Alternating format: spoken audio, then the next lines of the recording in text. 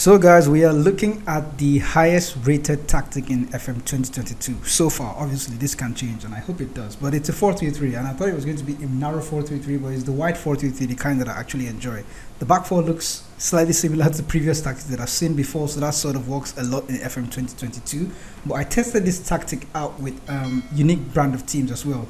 Brian, that's Erling Haaland's initial team, the first team that he actually played for. I also tested this tactic out with Swansea, FC Porto, Southampton and Liverpool. The results with Porto were they actually went as expected. They are expected to win the league, but I wanted to see how many goals FC Porto were going to score in the Portuguese Primeira Liga, and they managed to bag 125 goals. They had the fewest conceded as well, so the tactic does its own part defensively.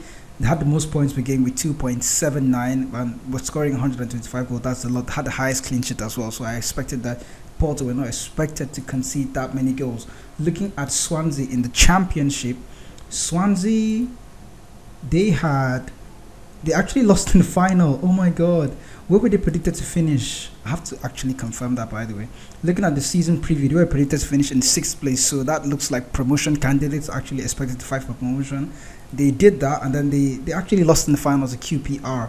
And then looking at the stages to see just how well the season went on to Swansea, they scored 102 goals, and Burnley were the only other team that scored 102 goals. And Swansea, by the way, scored or conceded less goals than Burnley, so the tactic actually worked quite a treat for Swansea as well, although Burnley weren't actually using the same tactic. So Swansea did score the highest amount of goals in this division with looking at it, 109 goals in totals, by the way, and then most points per game was Norwich. Norwich actually had the least conceded as well, so I expected that Swansea conceded a lot of goals. That's why they didn't actually win the league, or they didn't go on to get promoted to the Premier League.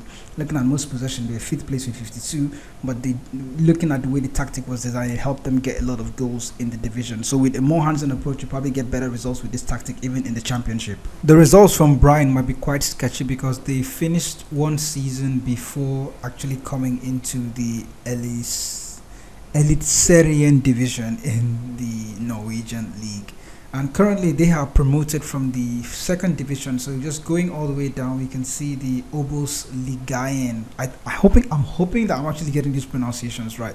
So looking at the stages, then we can see this is the current season of the Obos-Ligaen, and then the previous season Brian actually finished in 3rd place and they got promoted to the 1st division, and then they won half of their games, drew 9 and then lost 6 of those games. They scored 64 goals and then conceded 42, so probably they're predicted to finish in mid-table, and then they ended up shipping in a lot of goals. So also confirming that the tactic defensively might be exposed, but they did do enough to actually get promoted to the top level of the Norwegian league. Liverpool and Southampton's results are as follows. Liverpool got knocked out in the semi-final of the Champions League by Football Club Barcelona.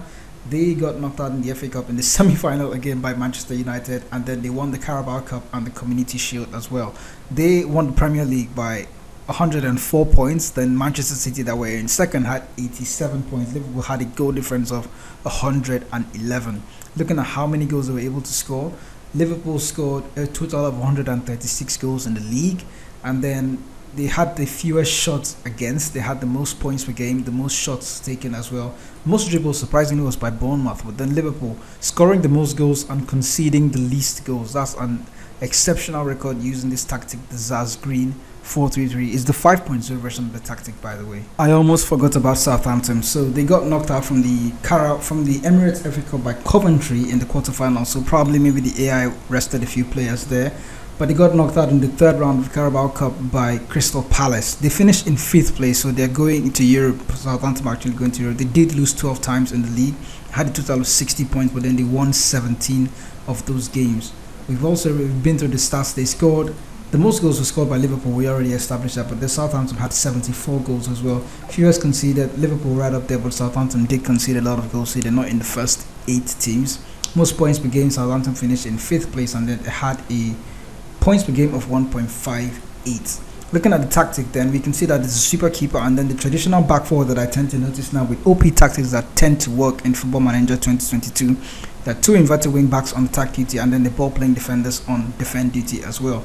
In this case, we actually have instructions for those players, starting with the super keeper. No instructions for him. The ball playing defender on defend duty have been asked to dribble more, shoot less often, stay wider, and then tackle harder.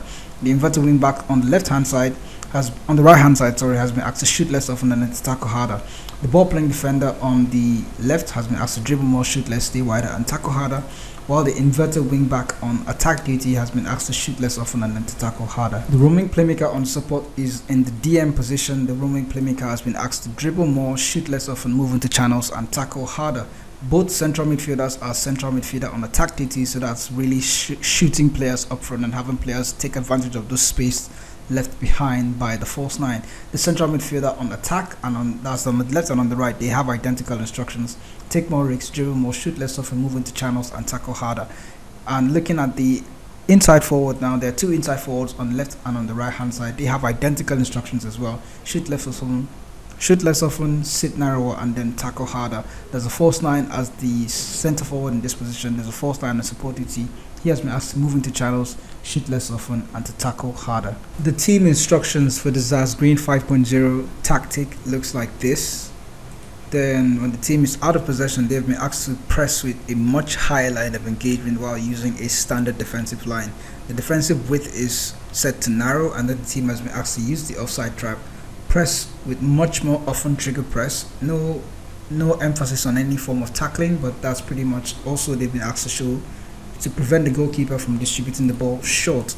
And then looking at the teams in transition phase, the goalkeeper has been asked to roll it out while the counter press and the counter instructions have been turned on for when the team has won possession of the ball or when they have lost possession of the ball.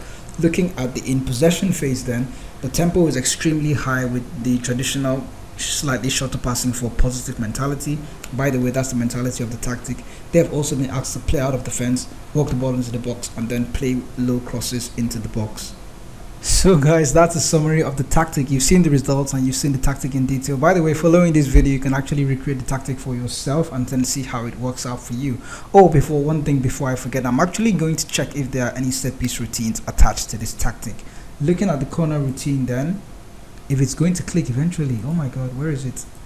Corners. Yeah, looking at the corner routines, in defense, this is the way the corner is set up, and then on the left and on the right hand side, looking at the attacking corners, I can see that there's a near post corner, emphasis on the near post corner in there. This is a new routine, different from the Nap Beowulf tactic or the Virgil van Dijk defender corner tactic.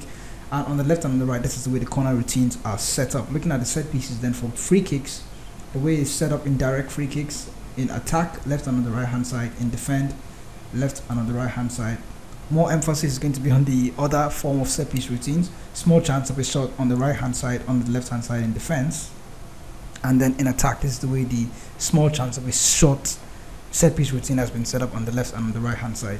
Looking at the indirect wide free kicks, this is the way the set piece is set up, and on the left hand side, this is the way it's set up. And then indirect deep free kicks, this is the way it's set up on the left hand side, and this is the way it's set up on the right hand side. In defend, this is the way it is for indirect deep free kicks, and on the left hand side as well, this is the way it's set up. On the wide side, this is the way it's set up on the left, and this is the way it's set up on the right. So guys, that's a summary of the video, and if you do not follow along with the whole tactic setup, I'm also going to attach the link in the description down below where you can download the tactic for yourself. You can find it on FM Scout, but I'm going to attach that link as well, so you can click it and jump into the tactic and download the tactic for yourself and test it out and see how it works out for you. So remember to subscribe to the channel. I'm going to come back with more Football Manager tactic testing tips like this for mid-table sides in Football Manager 2022. I'm going to see just how the best tactics work in FM and if they can work just as well for the mid-table sides and the lower division sides as well. So remember to subscribe to the channel and turn on the notifications bell so you can get notified when new videos like this come up. I'll catch you guys in the next video.